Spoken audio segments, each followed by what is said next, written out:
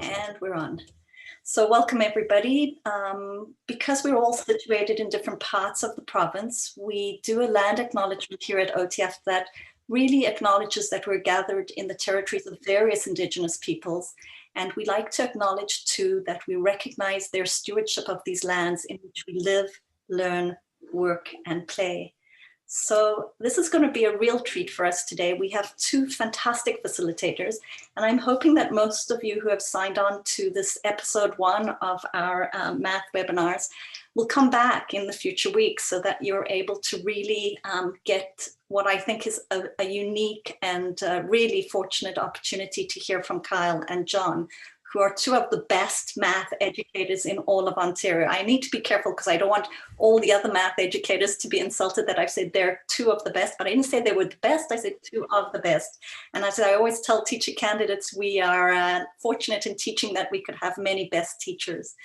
So let me introduce them. Kyle Pearce is the K-12 math consultant with the Greater Essex County District School Board, where his passion for mathematics fuels him to uncover creative ways to spark curiosity and fuel sense-making through the inquiry process, using tasks that are contextual, visual, and concrete. An Apple Distinguished Educator and Google Certified Innovator, Kyle shares his most recent noticings, wanderings, and reflections in math pedagogy and effective uses of technology by delivering workshops across North America and blogging on tapintoteenminds.com.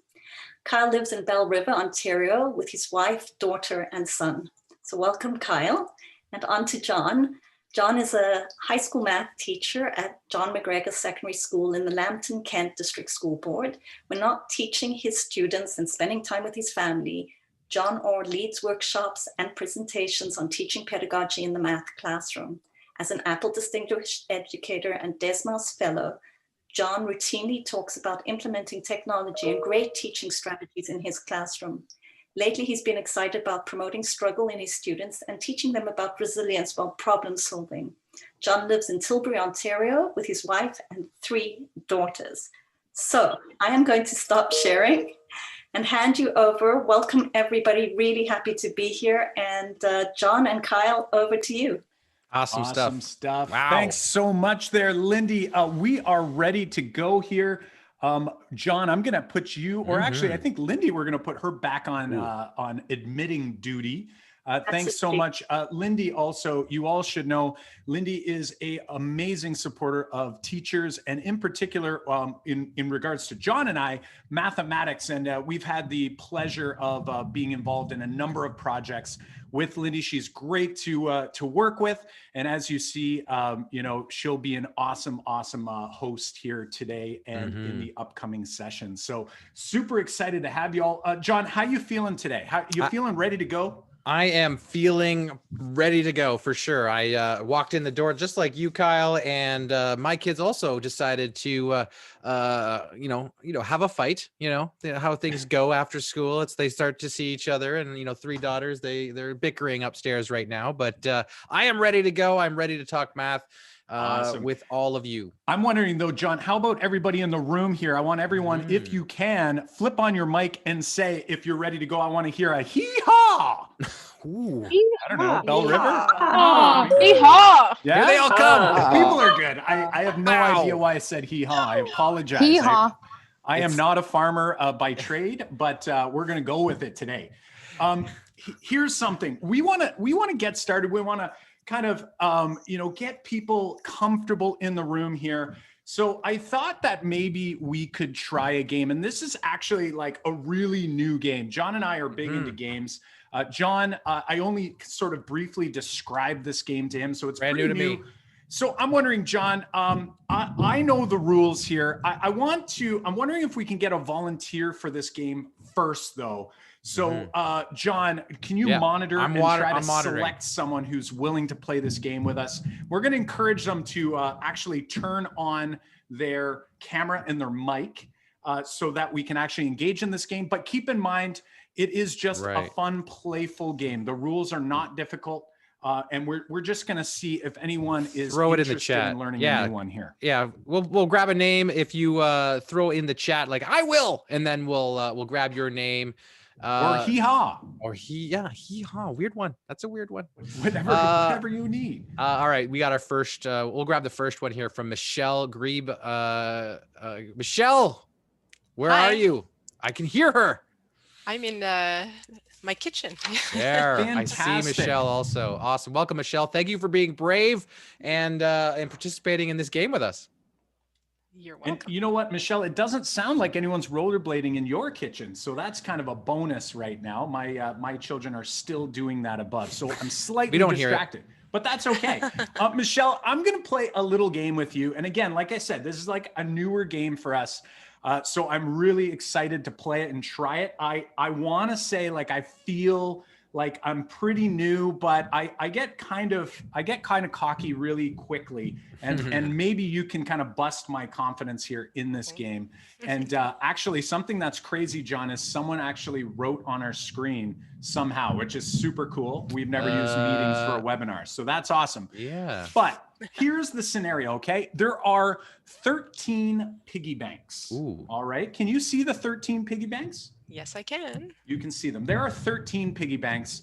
And here's the deal. Like, it's great if I could get one of these piggy banks or two of these piggy banks, but actually we're going to play a game, and all the money in these piggy banks, I don't know how much is in there, but I promise you it is a positive number. It is not a negative number. It is not an integer.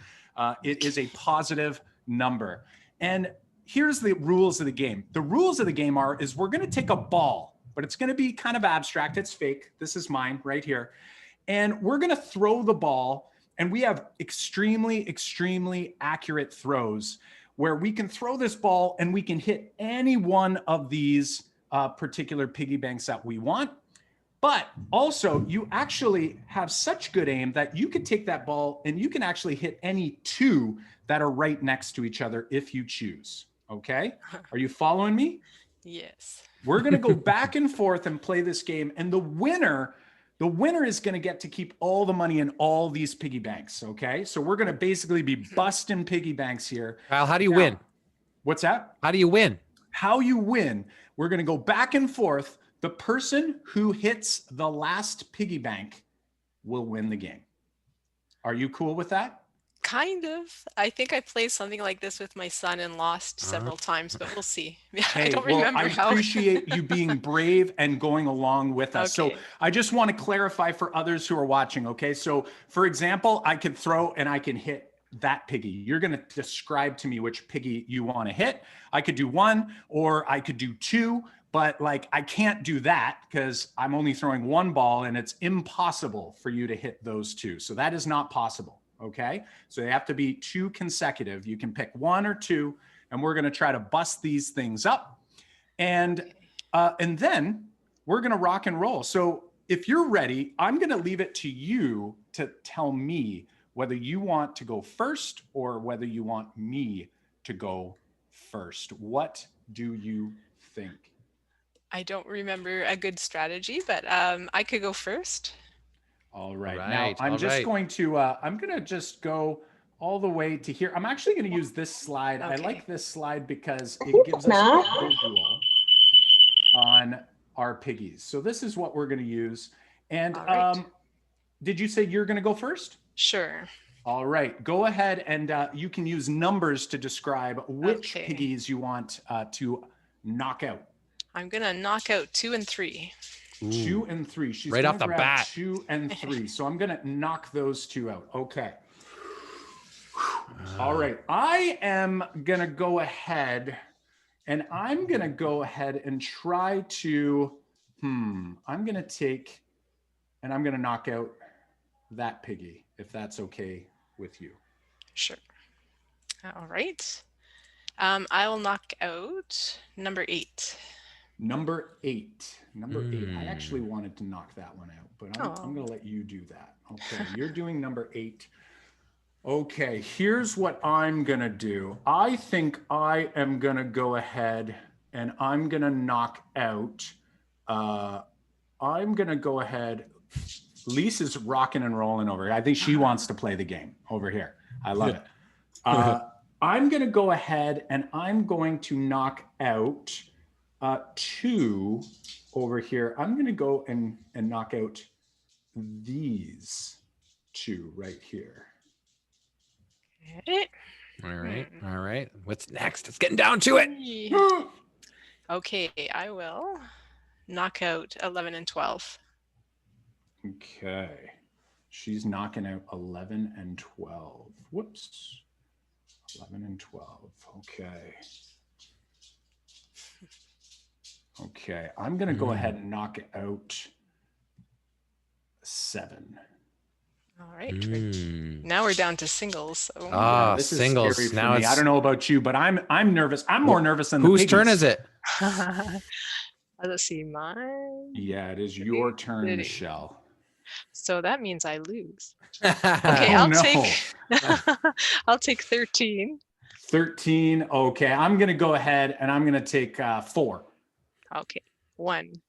She's taking 1, and I'm gonna go ahead and knock out this grab last one.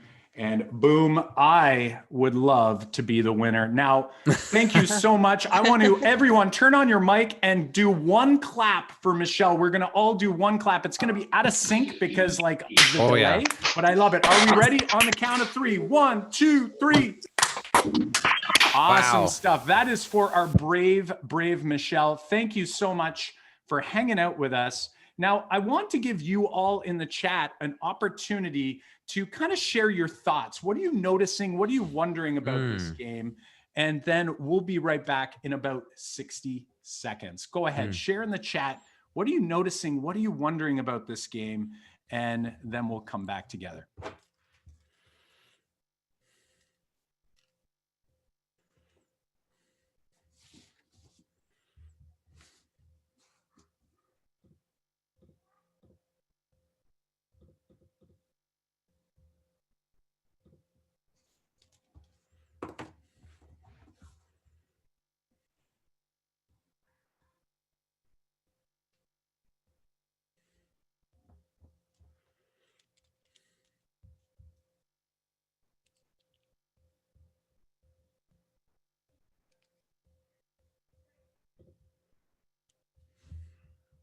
Some good notices and wonders happening in here, Kyle. We've got, it makes people are saying, I wonder if there is a strategy.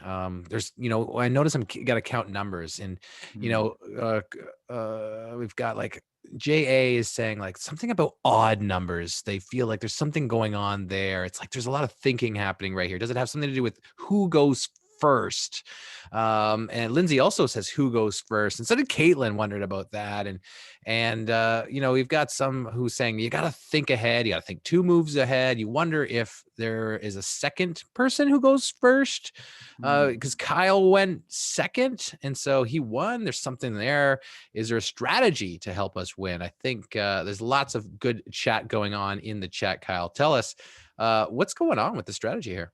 Yeah, and you know what, like above all with this strategy, like everyone in the chat, I'm wondering if we were to pause and in the chat, let us know, like, I'm wondering if you're curious about what's going on here. Like, have we at least captured your attention through playing this game?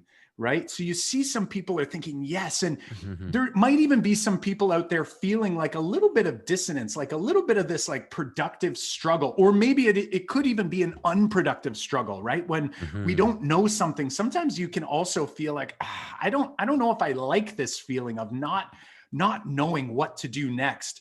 And I'm wondering, John, like, I want to go into, I know you've got some thoughts about this, and when we play these games, we want to start making a connection to math class. And in particular, how many of us, we're going to call it traditionally. And by traditionally, it's based on John and my own experience in a math classroom about why the way we learned and typically learn math can be challenging for us when we try to teach through problem and trying to help students with problem solving and understanding mathematics conceptually. So John, what's your thinking on that?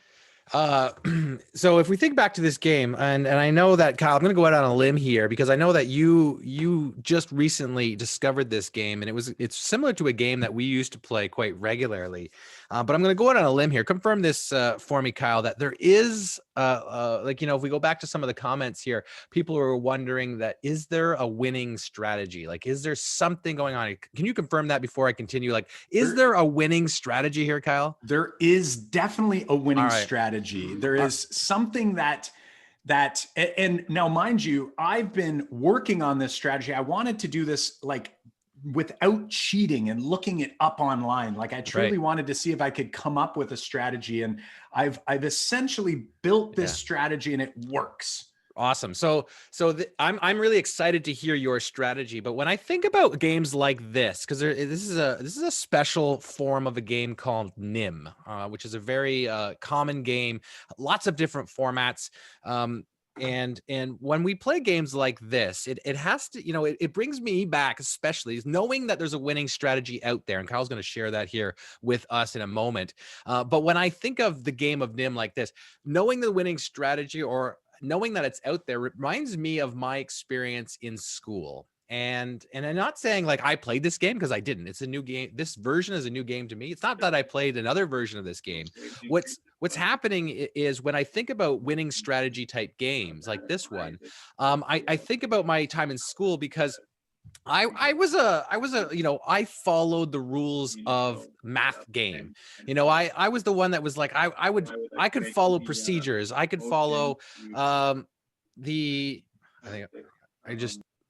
sorry, I was just distracted. I think someone's mic is just I'm gonna try to find it there, John, awesome, for you. thanks. Keep going.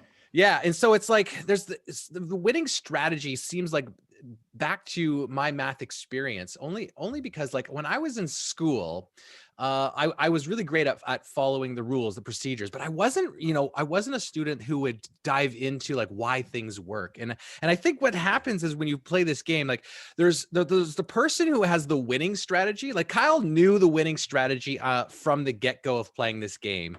And there's the person who was playing against Kyle, and they probably didn't know the winning strategy when they were playing this game. And I'm going to bet right now that that we did not know, or I think it was Michelle. Was that right? Yeah, it was Michelle. Yep. Yeah. So Michelle, I think if you're still there, you throw your mic on. Can you confirm, Michelle, that you were probably like, I'm going to like throw this somewhere, and I'm just like, I don't know what moves I'm making early on. You're like kind of making blind moves early and hoping later it kind of plays out in your favor. Is that true? Yes, it was certainly blind moves. Yeah, and this type of game always has that effect if you don't know the winning strategy. And the person who knows the winning strategy is not making any blind moves.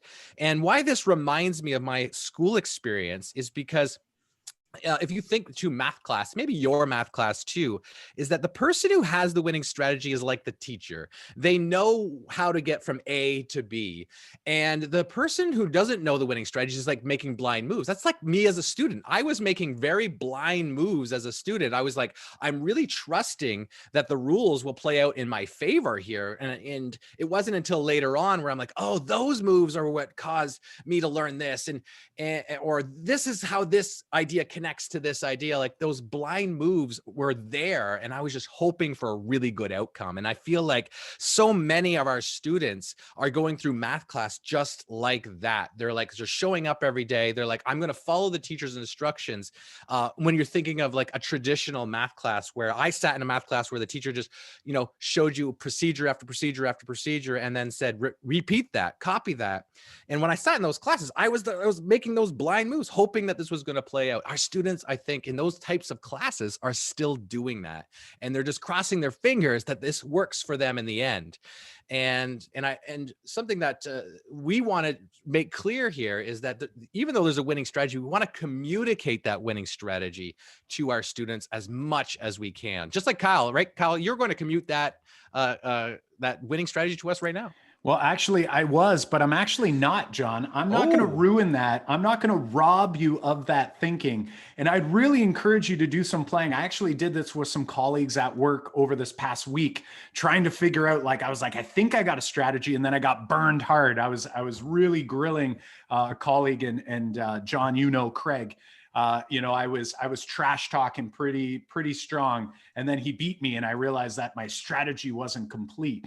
And really, the whole process of that, and we're using a game here to kind of show what math class could be like. Math class could be an experience for students to engage in thinking, in problem solving, in reasoning, in proving, in conjecturing. There's so many things that we could be doing in math class. And I know for John, you and I, we had a very different experience, especially young on. Like, you have a math moment that you remember from your elementary school. And actually, I think it's this book that your mom pulled out of an old box.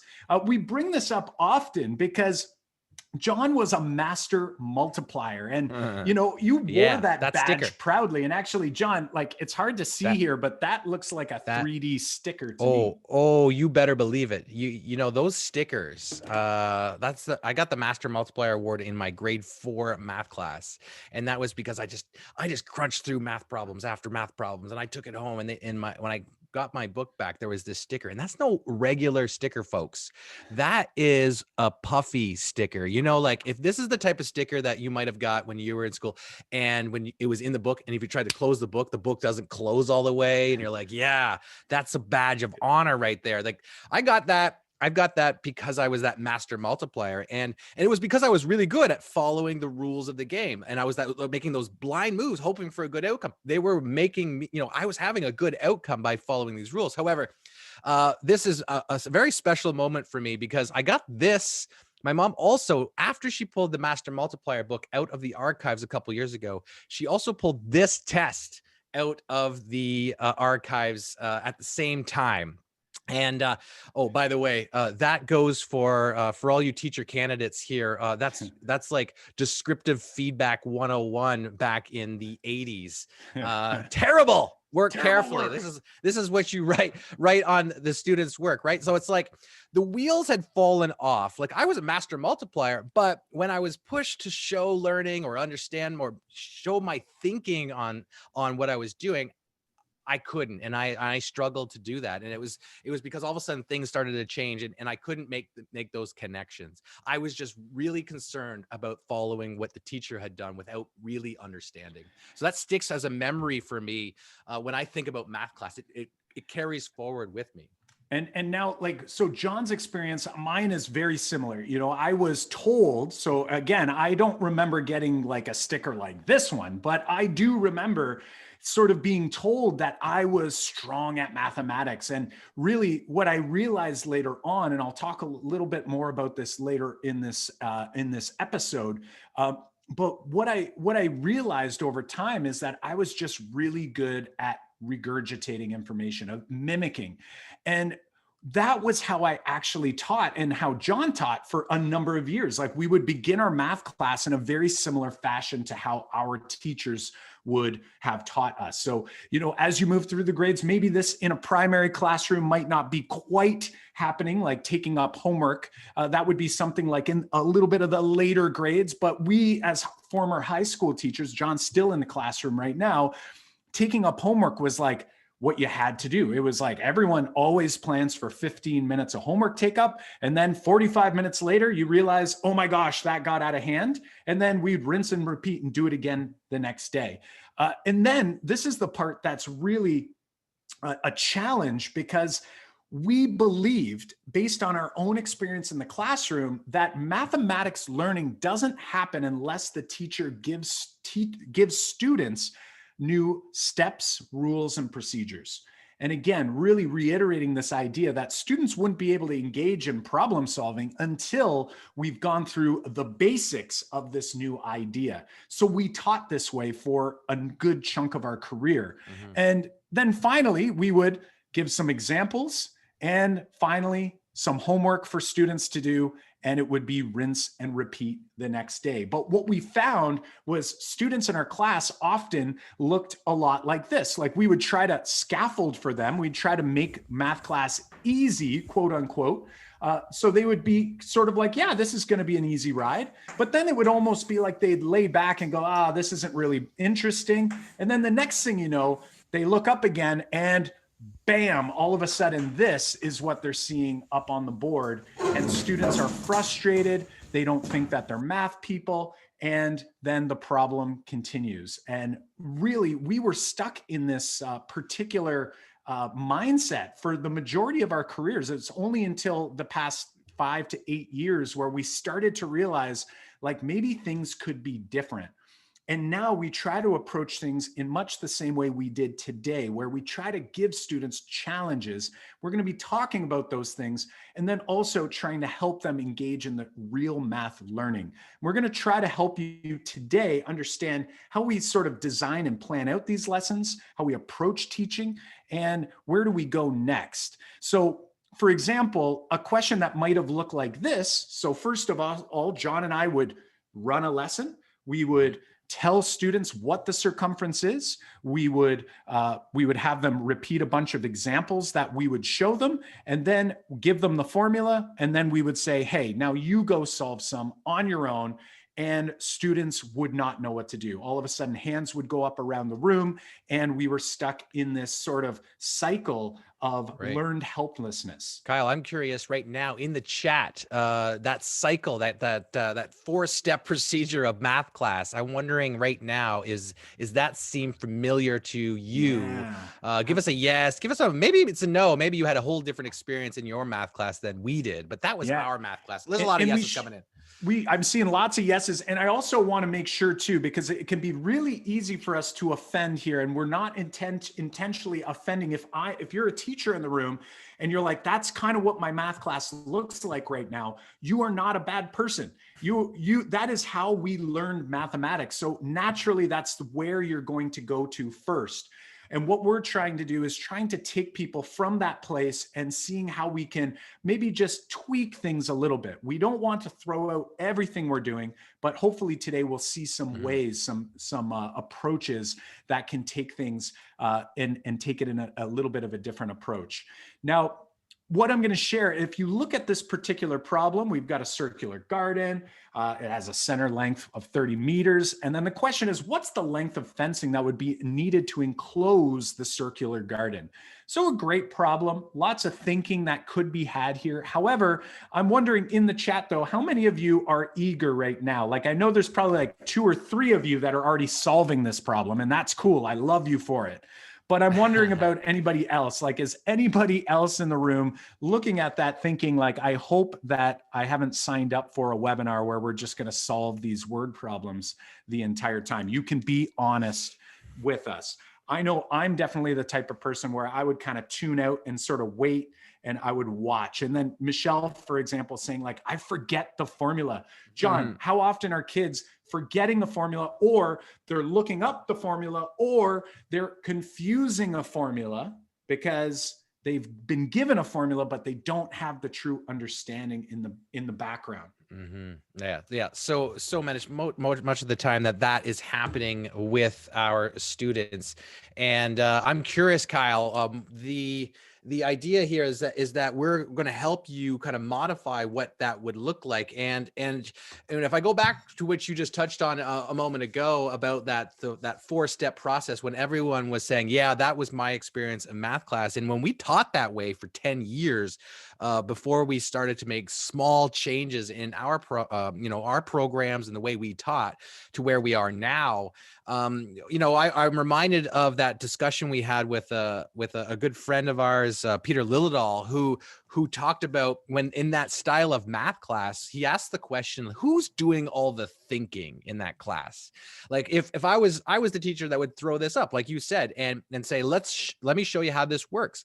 Who's doing the thinking? I was the teacher. The teacher was doing all the thinking in that math class, and students actually weren't doing any thinking in there.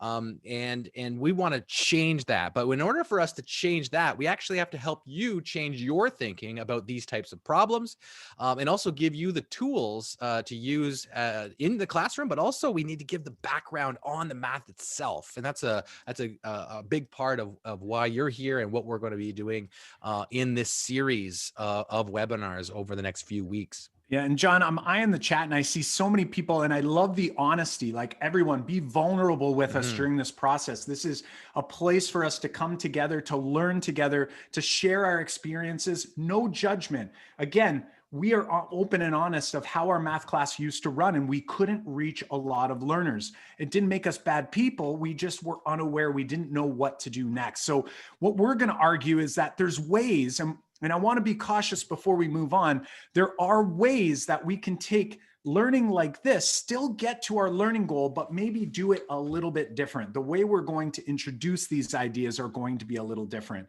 So what I'm going to share is just one way that we might take like an idea like this idea of circumference of a circle is something that intermediate teachers in elementary school in Ontario tend to not really enjoy a whole lot. And usually it comes out as a formula. And then in grade 9, when they come to see me and John, we just reiterate the formula.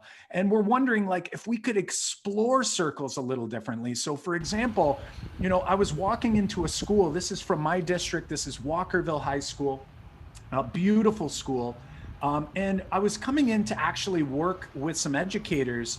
And as I walked in, there's Mr. Roth, a great phys ed teacher who helped hold the door. I had to pay him lunch for that.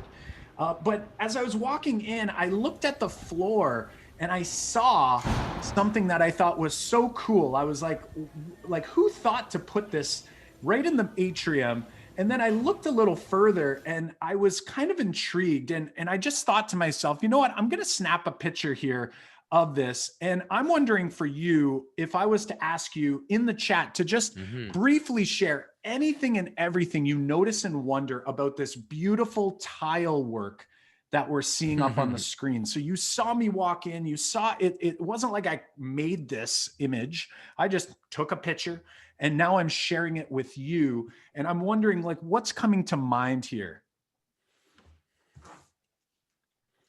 I see Lindy had something above and I missed it. So I see she's added to it.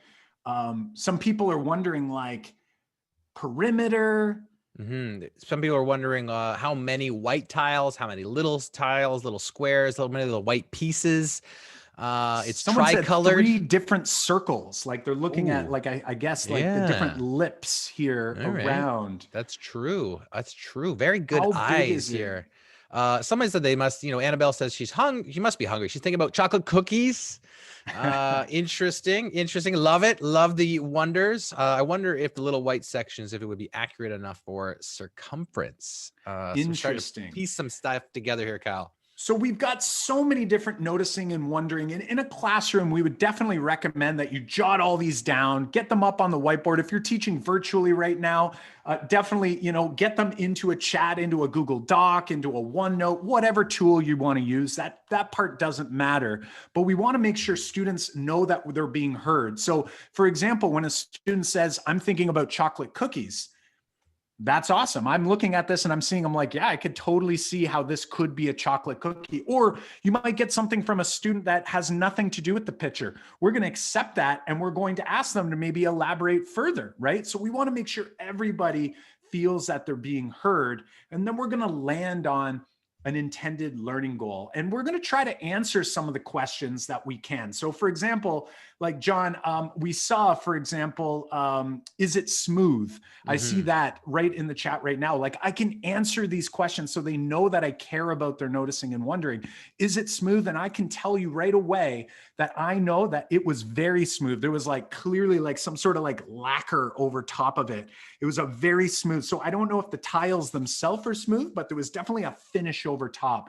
John, are there any other wonders that we could like answer right now to show like the students we're hearing? Yeah, so it's there's some are saying like how big is it, but we don't know that yet, right? So like that's one that we're gonna mark for later because it's got like a quantitative answer and we can't like just rhyme it off right away. Like another one that was like how many white tiles, same thing. Like we're gonna save that one for later, and maybe put a little star next to it. I like to go through the wonders and say which ones have quantitative answers that we can answer with values, and we're going to spend some time answering those. Like this one was it centered in the room? I think Kyle, you can answer that. Could you walk around it? There's a lot of cookie references going on in here. People are on the cookie train now. But yeah, there's lots of wonders there that that can be answered. But then I love the ones that we have to kind of narrow down and work on later. Yeah. So you know what, we're gonna take. And this came up a lot in here, and we saw a lot of people wondering about like how many square tiles are wrapping around this circle. So I'm wondering. We're going to put it back to you folks. We want to get you thinking. You saw, and now I'm kind of zooming in a little bit, and this might help you, but we just want an estimate from you. And not just like, we don't want you to just like blindly say 1,000, you know, we like, John, how are we going to try to help them frame their estimate a little bit to get them thinking about this problem? Yeah, number sense is huge in our classes. And this is also good number sense for us too, is we don't want to estimate. In my class, we don't estimate one number when we estimate, because we're going to estimate how many white tiles are around the edge of this thing. And you're only seeing a section of it. So one great way to estimate is to estimate 3 numbers. And what you're going to do is it's like, sometimes we call this the Goldilocks method. It's like, we got to give 2 wrong answers. Like, hey, which one is too big? Like, we need an answer that's too large. Give me a wrong answer first. Wrong answers are great to get out of the way. All kids can answer the wrong answer. And actually say that out loud with your students. Like, give me a wrong answer. Kids will say 1,000,000. And then we're like, of course 1,000,000. All right, great. That's wrong. That's perfect. Ezra says 6 million. It's a perfect wrong answer. My response to 1,000,000 is, I wonder how risky you could be with too big. You know, could it get closer to what you think it is? Like, give me some risky too bigs. Somebody's like, okay, well, 400. And then they'll start to bring their risk factor down from the top. And then you say, give me another wrong answer. Give me a number that's going to be too low. And, you know, a 0, 1. But then it was like, how risky can you be with your too low? And what you're doing with your students, and what we're doing right now with you, is we're framing in possible responses. We're framing in like reasonable responses. And like, so we get this like good number sense of like what it should be.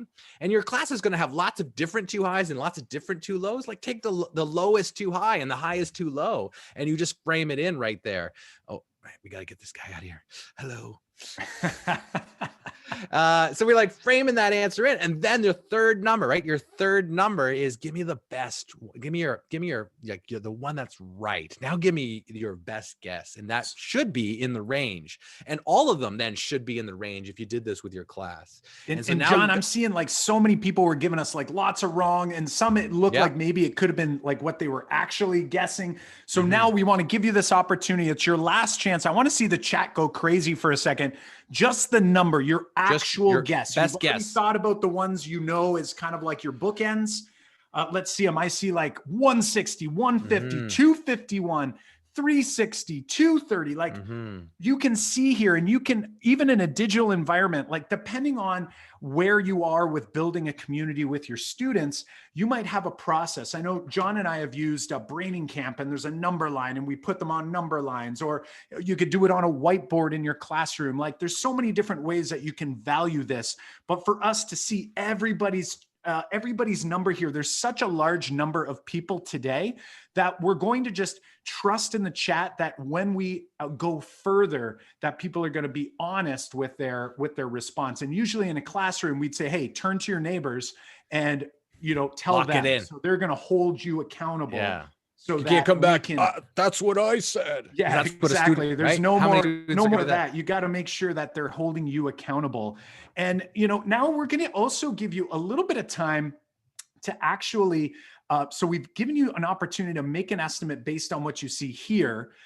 Now what we're going to do is actually give you an opportunity to update your estimate a little bit. So I'm going to give you a little more information here that may or may not be helpful. In the chat, give us, like, what else could we give you without one-to-one counting? Like, I know some of you could be there on the screen right now. Yeah.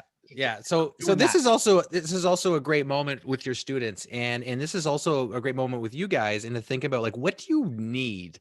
Because I think when we talk about like problem solving, we talk about like understanding mathematics at a deeper level. We can see who is understanding that mathematics before we even begin sometimes, and by asking this question that Kyle just asked right now, is that so much of mathematics in mathematics class in a textbook would say, okay, here's a diagram, here's this thing, here's this thing, here's this thing, now go figure out the answer. But there was actually, we argue, there's actually like no problem solving happening in that scenario. Kids are like just going to fill in numbers, or they're like, okay, I remember the formula. Like, real problem solving, and this is something that we strive for in our classes, occurs when you have to decide what do you need so that you can solve that problem. And John, like, I'm loving in the chat, we have some people who are saying, like, you know, if you told us like how many tiles there are here and what fraction of the circle we're looking at, like what fraction of the edge, like the pizza crust or whatever, that would help them. And I'm like, that's super cool. I saw some other people saying like the radius or the diameter. I'm guessing like in a classroom, if I haven't already like pre-taught these ideas, which John and I typically don't pre-teach these ideas, this is a way to talk about these ideas. They might say things like, well, you know, if you told me how many tiles for a fourth of the circle, right? So some people were saying, give us a fractional amount, or maybe like how many tiles across, and I could use that to estimate. I know it's going to be more than just, you know, going across the circle. Really gets you thinking. So John, what are we going to give them today? What do you think? I don't know, Kyle. I'm thinking, I'm leaning towards like, I'm leaning, I don't know. I think I'm leaning towards like, give me a count of like how many are in a certain across like the middle. Give me the diameter ish or radius. I think like, give me across the middle for now. Oh, there it is. I'm going to give you across the middle. I've got 52 tiles across the middle. And this is like to scale here, my friends.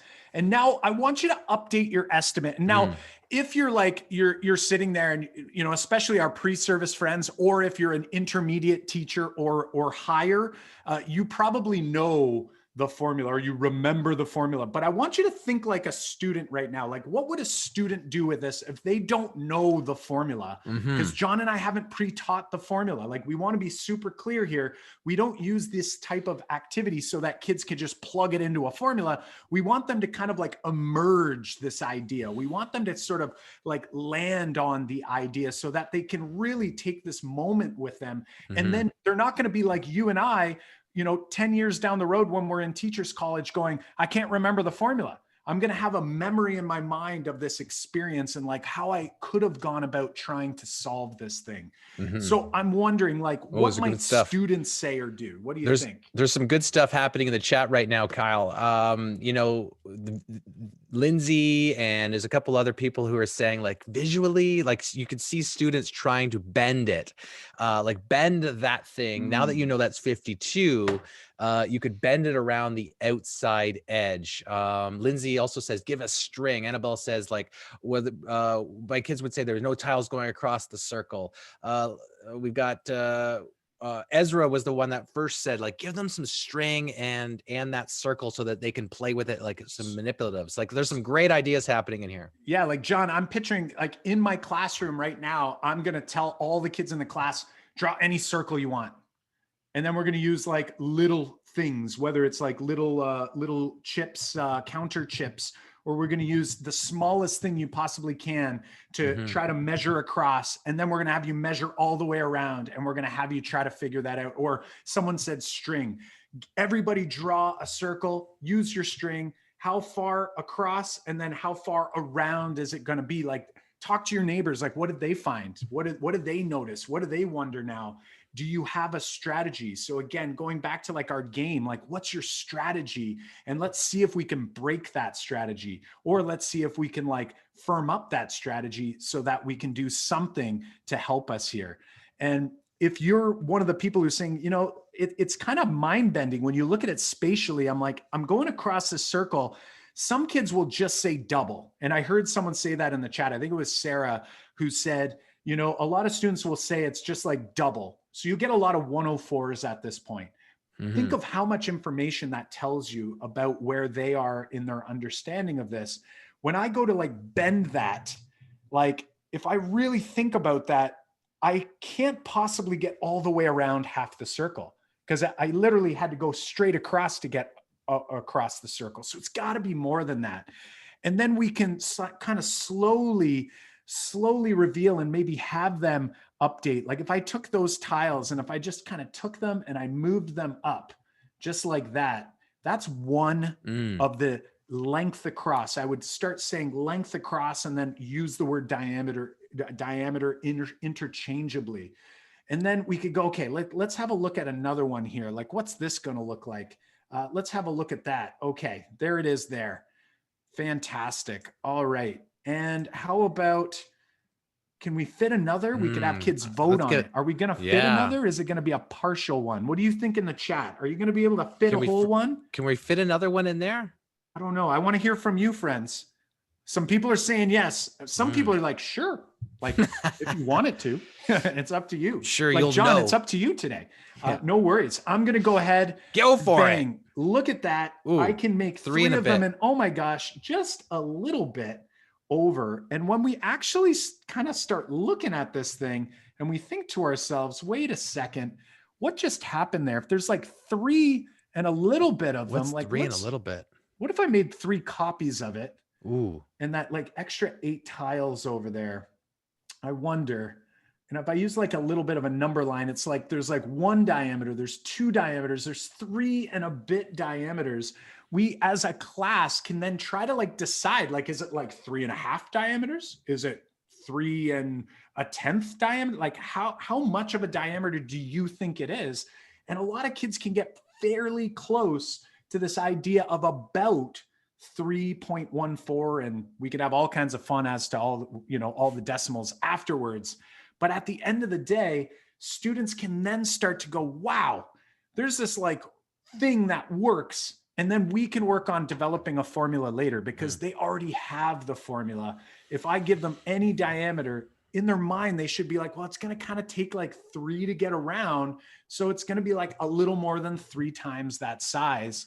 And now we've hopefully created a little bit of a moment for students so that they walk away with more of that understanding versus that mimicking that John and I were talking about a little earlier. Yeah, in my another like I'm always thinking about this follow-up, Kyle. I think we talked about it not too long ago too, of like what, like you could imagine that if kids are like, okay, it's 3 and a little bit, and you had already said draw it on your desk or draw it on a piece of paper and use string to go around. Was it 3 for you and a little bit? Was it 3 for you and a little bit? But you drew different circles, and this one's a huge circle. And like, how much? What about you? And it's like now you got this idea out there, but I mean, like, and you could flip it around. Like, how about you draw a circle and then you measure the diameter with your string, and you measure the circumference with your string, and then you divide them. And then what'd you get? Like, what number are you getting? And then you have this like competition of who can draw the best circle, and how do you decide who's the best circle? And then that discussion can come out like the best circle should be when you divide the circumference by that diameter, you should get close to pi. Who's as closest to pi? That's the best circle out of our class. So it's this idea that we don't have to say throw formulas at kids and plug numbers in and then say that's problem solving when we all of a sudden put words into it. Is that we can develop mathematics understanding through the problem solving. Fantastic. And, John, usually we do this a little earlier, but because this is a series, so for those who are in today with us, there are like 10 of these we're going to do. And today we're really focusing in on, this idea of like, what does math class mean to me? What's my experience? What's my current relationship? But over the entire series, we're going to start diving in a little bit deeper. So we wanted to give you kind of an idea as to where this series is going to go, but noting that we're going to be spending the majority of our time around this idea of sense making. So we've given you kind of like a straight up example right away. We usually tell you what you'll get out of a single session with us a lot earlier in the process, but this is kind of like overarching for what we're going to do over these 10 sessions. So John, what's one thing that I hope people are already seeing that they're going to get from this process? Yeah, what's the first one? It's right up on the screen. But what is it? There it is. What one of our goals for the next 10 times is one that we did here today. We hope we did here today is about sparking curiosity and trying to hook kids into learning. We feel like sparking curiosity is a must if you're creating lessons because curiosity is what drives learning. Like you ask anyone one, if they learned something, it was because they were curious. If they learned something of value, that they have value to them. So we want to like, how do we spark curiosity in our students? How can we spark curiosity with you so that you can also learn the mathematics to do this also in your class? So we want to be able to spark curiosity, and how do we do that in our class? Kyle, what else are we hoping to do over the next few sessions? This one's going to be one of the big ones. This is one we really want to focus in on. So again, we've spent a lot of time here kind of developing the context. We would recommend doing that with your students. But from now on, we're going to like spend less time in that area and more time in this area here, where we're actually going to investigate ideas. We'll still give you context. We'll still give you that curiosity, but we're going to really dive into this conceptually so that you can push your own content knowledge beyond simply knowing steps, rules, and procedures. And what I'm going to tell you, like, as you look through the different topics, next week, we're talking about additive thinking, and we're going to move our way into multiplicative thinking into the following week. Now, that doesn't sound that interesting, but knowing how it works in order to get us to multiplicative thinking is really important. And I'm just going to like put myself here. I'm going to be vulnerable and say that I was only, it was like maybe 5 months ago when I realized that there's actually multiple structures of subtraction. So if you've ever said, or if you ever thought that subtraction is takeaway, then you've only highlighted one part of subtraction. That's what we're talking about with content knowledge. So when kids are struggling with concepts like subtraction, or if you've never thought about this, think about this, after this session, but there are two types of division, and the context drives the type of division you do. So if I do long division and I say this goes into that, I am only talking about one type of division. I am ignoring the other one. And then we wonder why kids struggle with it so much. Well, I did not know it existed. So we're going to spend time through context trying to drive some of this content knowledge. And John, what is the last big idea that we're really hoping to do throughout this entire 10-part series? And this one I'm hoping is the big takeaway for everyone who's in the room. Yeah, we want to make sure that we repair or this broken relationship that many of us have with mathematics, so that we can promote that we can develop a better disposition towards mathematics for our own students. So many of us have had different experiences in their past mathematical experiences. We've got different backgrounds. We've got different comfort levels of mathematics. And in this session, we want to, build your confidence back up. So we want to repair that mathematical experience for you, but also show you how you can do that with your students. So that's one of the big goals here, is to help you with that math understanding so that you can then turn that fueling sense making to your students. Awesome. And before we go any further, we've got a few people asking in the chat, like, some people were saying like they've been using 3-act math tasks, even though John and I haven't used that terminology today.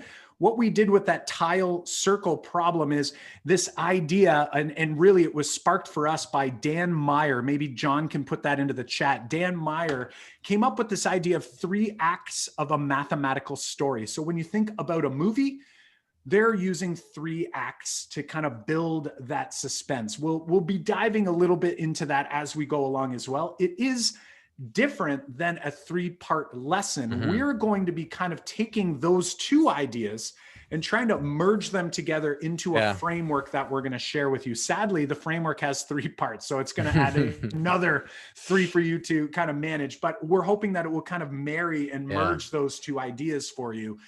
So hang tight on that. John's given you a link if you want to read up a little bit more about it. And actually, this is probably a good idea. We skipped over this earlier on, but I want to share who the heck we are, because we sort of just dove in here. John is one of my great math colleague friends, and now a good friend. We've developed a great friendship and partnership in trying to figure out, and it all started with trying to figure out, like, how do we make teaching math manageable for us? How can we make it something that we wanted to do for 30 plus years of our life? Because I'm telling you, after 10 years of teaching the way we described at the beginning, we were burning ourselves out. We were trying really hard to reach every student, but we really struggled. We'll be talking a little more about that. John's got two projects on the go that are awesome that you should check out. So if you want to check out some tasks, just like you just saw, John has mror-isageek.com as a website. He's been blogging there. He still shares like nice looking over the shoulder into his classroom clips to see what his kids are up to. And he's got this other side project, mathbeforebed.com, which is kind of this idea that everybody reads to their kids before bed, but nobody ever talks about math and the importance of math. And John thought, if I could create a resource that's people could use with their children at bedtime, maybe we can start repairing or avoid breaking those relationships with mathematics at an early age. So check out those two things. John's got a lot of really cool stuff for you to dive into. Yeah, and then who was just speaking was Kyle Pearce, and Kyle Pearce being a K-12 math consultant from his area in Windsor, Greater Essex District School Board. Kyle also has been, developing resources for years that you may have stumbled across. Tap Into Teen Minds gets thousands of visitors daily to use his resources. You can find many tasks like we just defined, kind of 3-act math style tasks. Other resources there at tapintoteenminds.com. I think I was just thinking about this the other day, Kyle. The Tap Into Teen Minds is almost a misnomer now. It's like you've got resources all the way down to the primary grades on that website. So he's got tons of ready-made resources and activities you can use, just like that circle when it's actually on that website to use in your class. He's also kind of, in his experience in the last few years being a K-12 math consultant, because Kyle was a high school teacher earlier in his career, and he's been doing a lot of learning about elementary math. And he's been putting a lot of work into this mathisvisual.com website, which is designed to take these abstract math concepts like adding fractions or dividing fractions, and he puts a visual spin on it. So it's like, how can you showcase how to do these things and how they work in a visual way? There's a little video, it's video, all video based and slideshow based, that you can learn about how to to why dividing by fractions works, but also use those with your students in class. So check out those sites from Kyle Pearce. So Kyle, yeah, I was going to say, did you have a slide in here? Kyle and I both host a podcast called the Making Math Moments That Matter podcast. We're almost coming up on 2 full years of that podcast this December. So we are excited for that. We've got over 100 episodes. We put out one every single week. We talk with educators like you guys, who's going through the classroom, what their biggest struggles are. We kind of have a one-on-one kind of coaching session, and you get to listen in on that. We also talk with big names in math education. We had Joe Bowler on there. We talked to Dan Meyer. We've talked to, Dr. Nikki Newton. There's a lot of folks in there that we talk to on a regular basis. So it's kind of our passion project to chat and just have discussions about mathematics of all types, of all different levels. And you can also listen if you got a podcast player on your phone, you got it. You can listen to all episodes for free as much as you want. Yeah, for sure. And I'm seeing in the chat, a few people are listening. Few people, it sounds like, are going to listen in, and we love it. We learn something new every single time we record an episode. So get in there and listen in however you choose. And, as we already mentioned, basically, John and I were kind of we were stuck in a rut, and that may be you if you're a teacher, or maybe you're in pre-service, like many of you had said, and you're just kind of wondering, what can I do in order to do this differently? And that's where we came in with saying, we found this 3-act math thing that we talked about before, and we were saying, how can we make it more memorable for our students? And what we realized over time was that actually we can leverage the power of moments. Like, we can make moments, and pun intended, we can make math moments that matter in our classrooms. And we used to say things like, hey, good luck with that lesson. And what we realized is that it's actually not luck. Like, we can actually create these moments if we're intentional about it. Now, just because we're saying that, that doesn't mean that we're always successful, right? John, like, give me a, you know, like a head nod there. We still try to plan and we still do things. And sometimes it doesn't work out the way we thought they would. So don't beat yourself up if that's the case for you. But with paying attention to certain pieces of a framework that we're going to talk about in just a moment, we found that we can craft experiences on a more consistent basis where students can explore the mathematics and we can actually drive the instruction through those experiences. So John, let's just quickly highlight it, and then we're going to dive into another task for you to kind of explore and think through before we wrap up near the end of the session here today. All right. The 3-part. Now, just to confirm, Kyle, Lindy, what time do we go to? It's 5:30. We basically go to 5:30. Got it. If good with you. Yeah. Hey, yeah. I just wanted to reconfirm just so that we knew that we were, maybe we're out of time if we're done at 5. That's I wasn't sure. It was like, hey, I didn't want to get cut off in the middle of it. All right. So 3-part framework. Okay. Yeah. So Kyle just described like this idea that we don't think there's luck. There's a lot more going on in lessons that we've been building over the last few years. And it's broken into 3 different parts here, Kyle. And the first part is this idea that we have to spark curiosity. And we talked about that on one of our last slides on the what you'll get, but sparking curiosity is so important because we have to bring students in and kind of get them in the door. We do that with like our estimation and what is our noticing and wondering, and putting, putting like thought-provoking prompts in front of our students that are not just here's a math problem, here, let's solve it, because nobody wants to do that. Is how can we generate that curiosity? So we think it starts there. The second part of the framework is the bulk of what we have to do here in our 10 sessions is how do we fuel sense making in our students? Like so much of our career was we taught very traditionally, and then when we made the switch to say, you know what, we need to spark curiosity in our students. I want to generate engagement, and that's been a buzzword for a long time now. It's like, how much engagement can we get? Engagement. Oh, let's throw 3-act math problems at them. However, we would do that and then we would fall short on the fueling sense making. That's how actually we're going to change students' understanding and their connection with mathematics. So we want to spend a lot of time on like, how do we fuel sense making on their students so they understand where things are coming from? The last part of our framework, and this is not a 3-step process, like the 3-act math problem would be 3 things in a row, but we call this a 3-part framework because there's three kind of things we have to think about. The third one is the moves we make as teachers. Like, what are the moves we make in the classroom so that we can facilitate sparking curiosity and facilitate fueling sense making?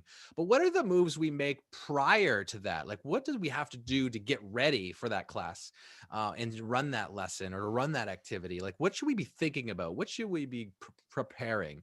And then also after that lesson is over, what should we be doing to keep the learning going? Or do we proceed as normal, or do we pivot around and re-look at what we've done?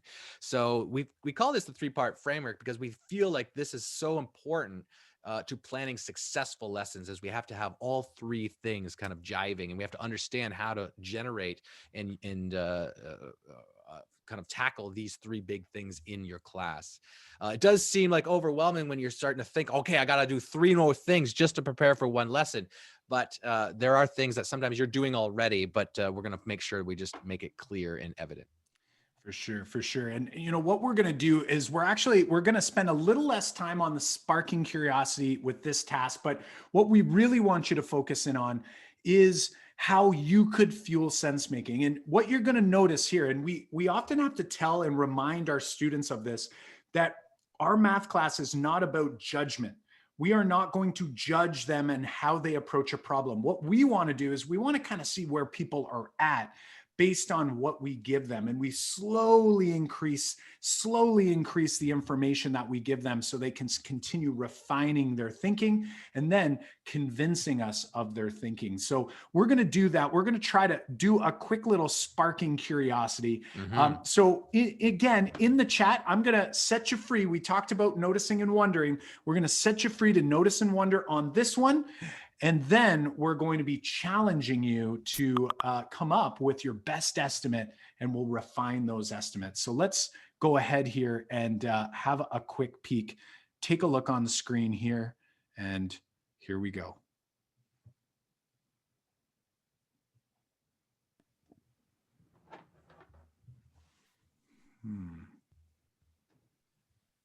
Now, of course, we would always mention as well, and I should mention, we do have a huge room here. Some people had said they've been on different websites.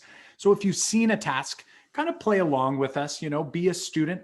We would argue that everything we do together, you want to kind of put your student cap on when you're doing the math for two reasons. One reason, because we want you to truly engage in the mathematics. But then secondly, we also want you to feel safe that it might not necessarily be like the most efficient strategy that you're trying. You might be trying and intentionally trying a strategy that you could see a student would try in a classroom. So let's see, I'm going to play it again here for you. Go ahead and share anything and everything you notice and wonder in the chat. And I also love how Lindy also participates with us. I love it.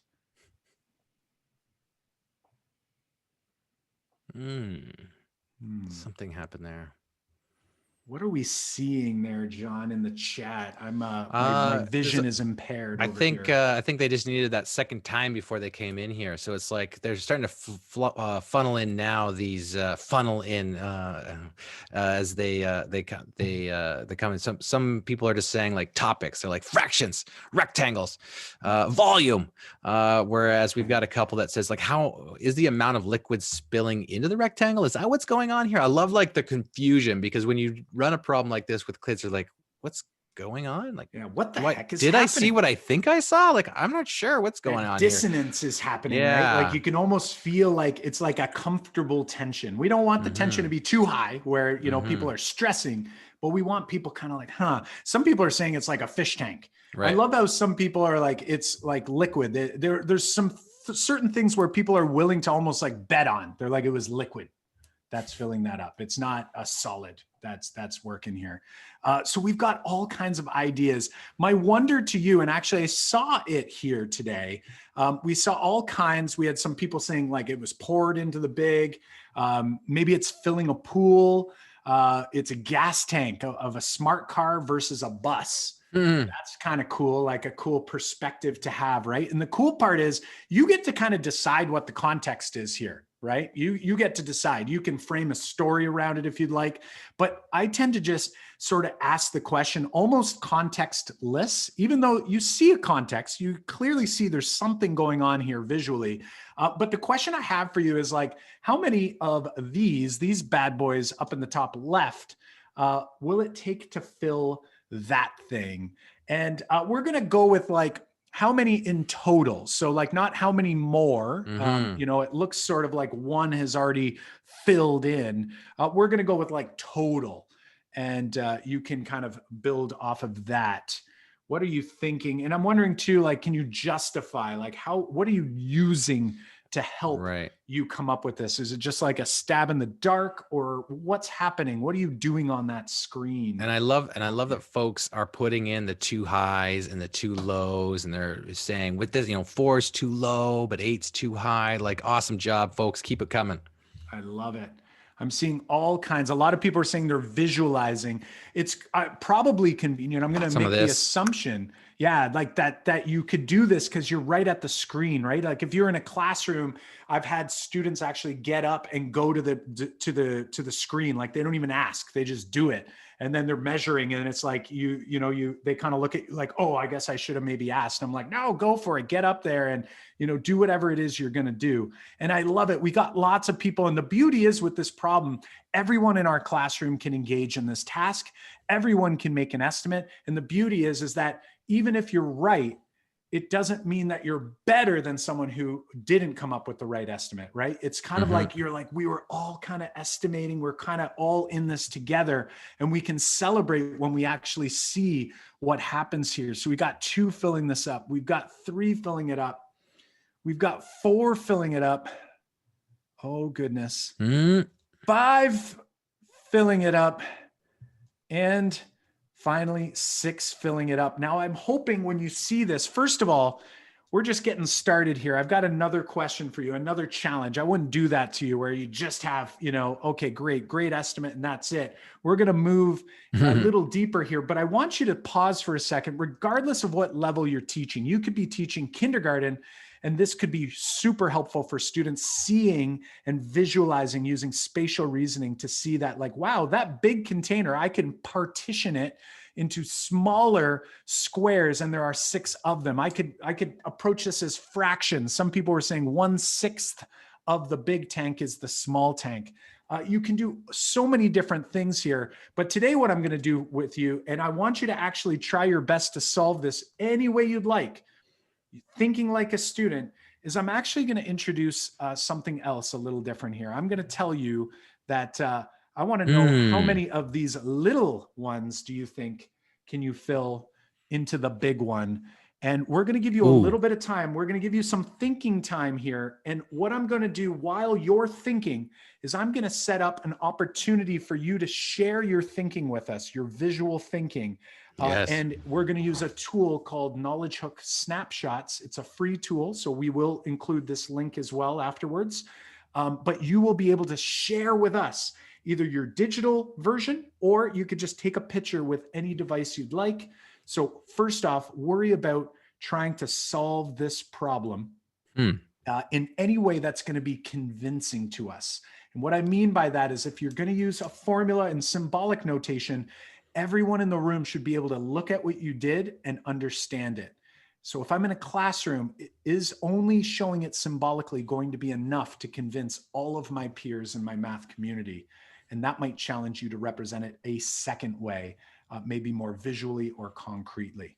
So I'm going to leave this up on the screen, and we're going to have you folks go ahead and do some solving. So I'm going to mute my mic and my camera, and we'll be back in a couple minutes time with next steps.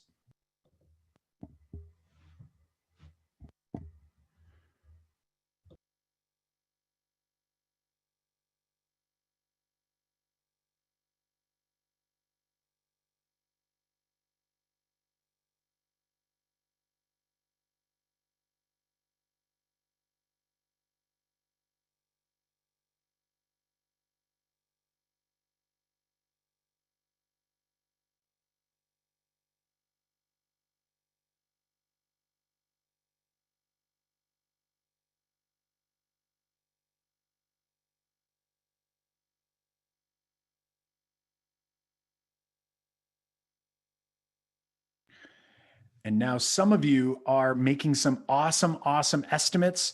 In the classroom, we would usually go ahead and we would acknowledge those estimates. And then I'm going to go ahead and give you just a little more information to help you along here. I'm going to tell you that actually there are 4-liter jugs. And those little tiny guys are 250 milliliter cartons. And we are dealing with milk, my friends, a ridiculous amount of milk. What are your thoughts now? How might that change your thinking or confirm your thinking? And we're going to get this knowledge hook set up for you so you can upload your thinking and your solutions.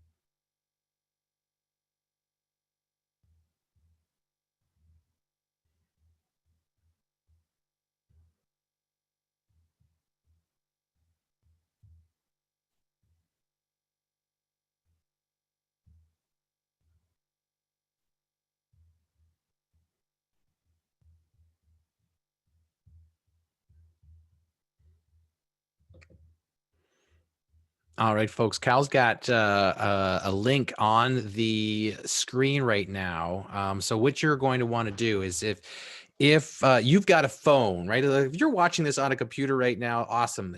If you've got an internet abled phone, you want to pull that out because it has a camera on it that's going to be quite useful here.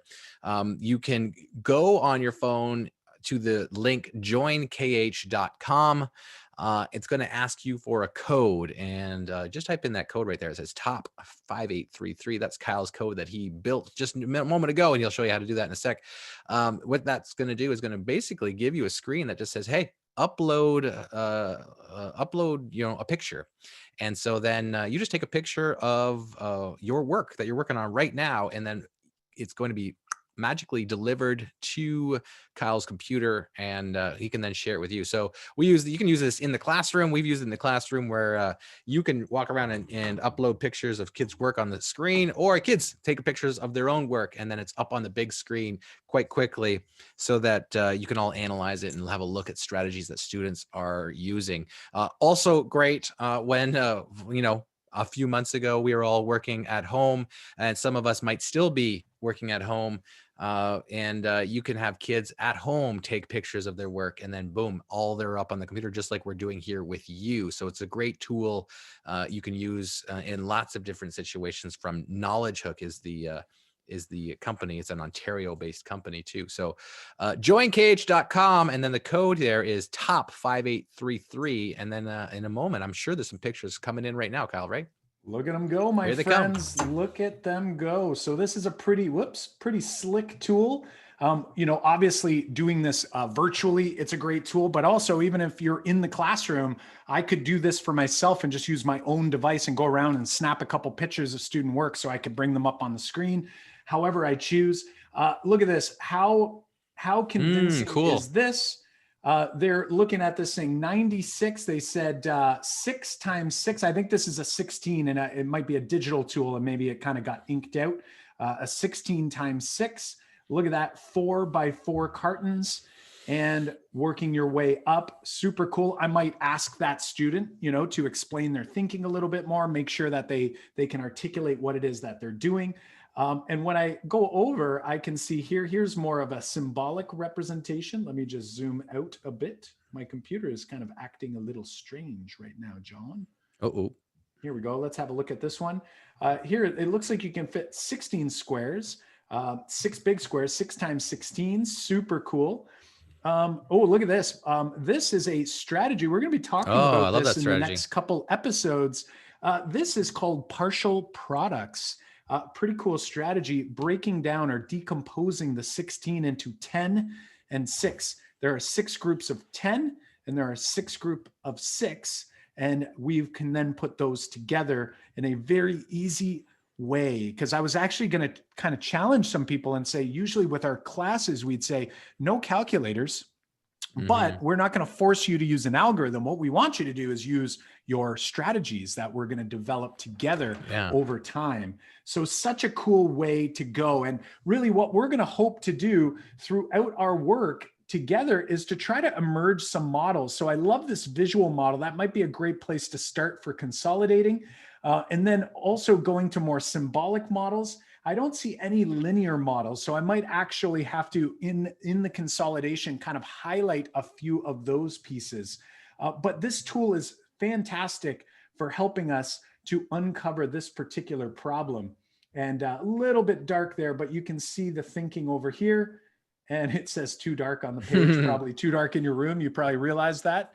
No worries. But something that we want you to kind of consider is this problem is actually modeled off of, and I mean, we could go through this problem and we can actually like show students, we could show them what actually happens here. We can, visually, this is kind of a fun way to do it where we actually help them to see whether they're on the right track or not. However, that's not necessary. The important work is getting them into the problem and then ensuring that they understand the thinking here. But you can kind of see the strategy as we fill these up. And I want you to kind of pay attention here to some of these strategies. I'm using kind of an additive strategy, adding 3 groups of 4 each time. And then all of a sudden, maybe like a doubling strategy might happen. Like it looks kind of like it's half there. If I double here, check that out. It takes me all the way to no milk left in the container and 96 cartons filled. But the important piece that we want to highlight is the fact that we've actually taken a problem. This problem is based on this particular problem here. Mm-hmm. Now, we understand that we're not asking you to go and like, buy software and make them visual. Like, I'm a geek, I like doing those things. But when you think about the elements of what we've done with this particular problem, that for us is what's really important. And what we've done is we've actually employed what we call the curiosity path for the problems that we've engaged in today. So as you look to the screen here, we've done and intentionally withheld Apple Keynote. I read John's comment. We withheld Apple Keynote. Withheld information, and I've just repeated what I saw in the chat in order to drive some anticipation, to create anticipation so students can naturally notice and wonder, and then allow you to estimate. And from there, we can begin fueling that sense making. We can sort of elicit some of that thinking. And if I go back for a second, I want you to look at this and think about how many students would struggle with this problem right out of the bag, right? You might have some students who guess, but as soon as they look at it, there's a lot of words there, a lot of things for them to work with. Think of how low floor we've created this problem. And not to say they can never do word problems. We want to work our way there. We want them to build confidence with their mathematics so that when they do look at these problems, they start to think of them like we just engaged with them. So what does this look like? Where do I go? How can I model this? And how can I build the strategies that will help me solve this problem successfully? Yeah, and I just want to add one more thing here, Kyle, about this particular problem. It kind of goes to what I think Christy's said up above. Like, can you do this with like actual water? And I think that's a great thing. Like Kyle said, he's a geek and wants to do the animation. He did that. You're not saying go ahead and do the animation. So we're going to argue that the animation itself isn't the thing that's driving that curiosity. It's that first one right up there, which is withholding the information. Sometimes you can withhold information in a visual way, like Kyle did there, but you can't withhold that information by having the water in front of you. So many teachers think that it's going to be engaging. Kids are going to want to solve that problem because we used video or an animation. And we argue it's not that. It's this path. If you can follow this path by withholding stuff at the beginning and then slowly bringing information in, that's the ticket to withholding information, which actually leads to hearing, different problem solving from your students. There's a lot that can happen in this pathway. And now that we've opened this up, so we follow this path, it's not like a dead end at the end of estimation. It's the whole purpose is to open up this land of fueling sense making. We saw a couple examples that actually leveraged the visual that we gave them, right? They leveraged this idea that, okay, well, I have these 6 jugs, and if I kind of put them together, and I start doing some estimating, and I go, okay, well, where do the cartons fit in? Well, if I think about that, the only piece of information students needed to know to solve this problem, if they were using models, is the fact that there are 4 of these cartons in a liter. They have to know that there are 1,000 milliliters in a liter. That's really the only piece of knowledge that they needed to have in order to access this problem. And when we actually solved this problem, many of you took this idea and kind of broke this down. Maybe you did this already, but a lot of you said, well, no, I know immediately that there's going to be, 4 liters in every single jug of milk.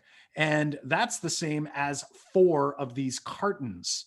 And a lot of people reference that there were 16 in each of these jugs. And that means that every student can access this, even if they were accessing it through a counting strategy, like a skip counting strategy, for example. If I was to take this and you were to visualize all these cartons, but instead we went and made them really flat. We took them all, we just rearranged them like this. I don't want you to draw these boxes, but what I want students to over time see is that these boxes eventually we can use them like a number line. So I can start this and kids can skip count along here. And we're going to explore this in some of the upcoming episodes as we get closer to proportions. But if we look at this and we say, well, I know there's 1 liter of milk for every 4 cartons. I could then just simply continue adding until we get there. I could add by 4. So I could skip count by 4s, even if they're not feeling solid about that. Or what I can do is, as a student, they might be like, that's taken too long. Like, ultimately, we want kids to eventually feel like, you know what, being a little bit more efficient might be more helpful. So maybe instead of skip counting by 4s, it's by 8s. Or maybe skip counting by 8s is too much. Maybe I could skip count by 16s. Maybe I'm confident to do that. And then eventually we want to get kids using multiplicative thinking as they start scaling along to see that, well, if I just keep doubling, this might actually be pretty helpful. I could double there. I could double again. And then they go, oh, darn, if I double again, I'm going to be too far. But what if I just kept going just a little more? If I just added 8 more liters, that's the same thing. If I go over here, I say 8 more liters, that's the same as 32 cartons. I could go ahead and I can end up in the same place doing something completely different. And over time, students will start to compress these strategies. Maybe they don't use a number line anymore. They take this number line and they go, you know what? We're going to put this into a table, into a ratio table, and we're going to start building from there. Or maybe we're going to actually use a proportion, because really a proportion is simply the table squished down with all the other information gone. But the problem is John and I would teach kids proportions before they understood tables, and tables before they understood number lines, and number lines before they understood how to draw this out. So throughout all this series, we're going to try our best to try to nudge all of our students and our own thinking to better understand the progression, so that we're better ready to notice and name those strategies and to help our students bring them to life. And with that, I think we're almost out of time. So John, last thoughts before Lindy cuts us off. No, I'm excited to dive into these ideas moving forward with all of you in our next sessions, but we got to wrap it up here. Lindy, I know you want to say a couple more things before we hit 5:30, but thanks everyone for joining us. Go take it away, Lindy. Thank you so much, guys. If you stop sharing for a second, don't leave yet, everybody, because I really wanted to just tell you a couple of last things about what's coming up. So honestly and truly, this has been awesome. I want to thank Kyle. I want to thank John for what I think has been a fantastic session.